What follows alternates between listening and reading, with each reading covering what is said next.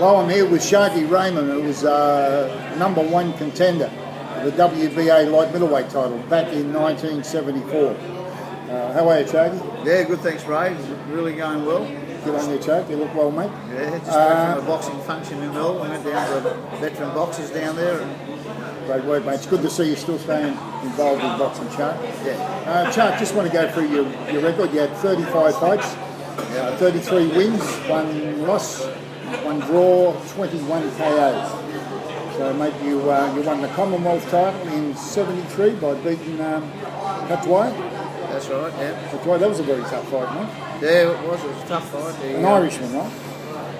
He was an Englishman. Well, as far as I know, I thought he was Englishman, and he had a very good reputation. I think he just knocked the European middleweight champion out before he came over here.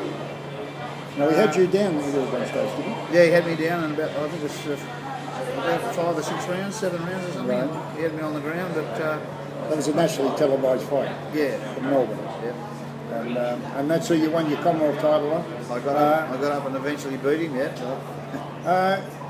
Then you fought, was it Donato Paduano in defence of your Commonwealth I title? defended the Commonwealth title, Horden Pavilion. The Canadian? Yeah, the Canadian. And Tell me about that fight. Yeah, that was a tough fight. He was a good boxer. He'd beaten some good boxers in his life, and he was very fit. But I just He had a win over Luis Rodriguez. yes, That was his big win. Yeah, big win over Rodriguez. But I had his measure up to about the 10th round, and the first few rounds were a bit awkward. But as I got what I can remember of it, it was pretty clear that he'd have to pick his game up after the 10th, or he'd be in trouble. But they said he'd hold back and finish off on you and finish strong in the 14th and 15th round. Well, I just thought if he don't get a wriggle on, he's in trouble, and that's what happened. He was in trouble. Ray Mitchell was the ref. That's right. Yeah. Now, probably the toughest fight you ever had would be Jacques Ketchikan, the Frenchman. Yeah, that who was fought right, all yeah. the very best in the world, Yes, including M.O. Griffith. He was a tough fighter, and You fought him in Umea? fought him in Umea, and I'll never forget that fight. I think it was about the 2nd round. I thought it was going pretty good, and wow, he hit me with a beauty. And I thought, bloody, he does that again, I'll be out of business. I no sooner got the thought out of my mind, he got me again. So yeah, it was a real tough night, but I ended up beating him. But Was there much in it? Was it fairly decisive?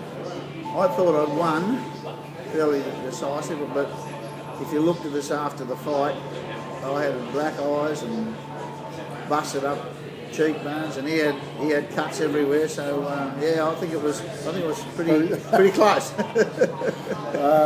Mate, you went on in your last bout, you fought the very tough Mexican middleweight, Manuel Ferrio, who had been down here and fought Tony Mundine. Yeah. And gave Mundine a pretty good fight. Tell me about the fight with Manuel Ferrio.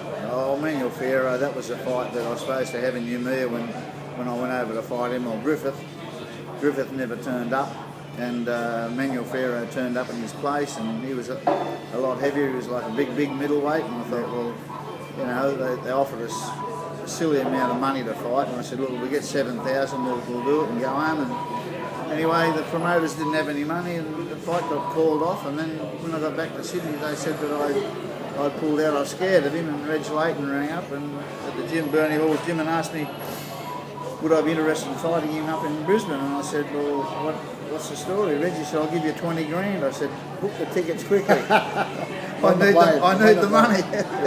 Anyway, that was about 10 months after my fight before that, where I had a bad accident and broke my shoulder on the surfboard. So tell us about it. A lot of people get the wrong opinion of what actually happened this time. They had all sorts of stories going around how it happened, but I was at Bondi Beach and tried to ride a surfboard, and you know, I'd been a bit naughty. I think it was New Year's Eve, and I had a couple of drinks, and I got on the surfboard. It threw me on my shoulder and broke my right shoulder, pushed it right down near my elbow, and I had to go to a specialist up in St Vincent's Hospital, and he wanted to operate. And I was young and strong-headed, and said, no, I'll be right, I'm that tough, I'll hurl up, and didn't have the operation. So I waited quite a while, had that fight in Brisbane, and when I got out of the ring after beating Fierro, I knew my days were over. I couldn't At that point, you were #1 contender for the WBA junior middleweight title. Yeah. Pucci Wajima was the champion. Chiyochi Wajima was the Japanese champion. Yeah. I was supposed to go to Las Vegas and fight him, but because of that accident, it never happened, and I'm still here in one piece. Charkey, you've gone on to be a successful a businessman, and you've done very well for yourself, mate. Got a nice property up there in Goldon. Dunedoo, yeah. Dunedoo. Yeah, great. And you stay that's how you stay fit these days, mate? That's You how I work on the stay land? fit, work on the land. I shear sheep, crutching, I do all sorts of work that I shouldn't be doing, but the kids love coming up there, and I've got a really nice family. They love that part of my life. So between Sydney and there, I have a pretty good life. Good on you, Charkey. Always good to see you, mate. Thank you, Ray. All Thank the you very best. much, mate. Cheers, mate.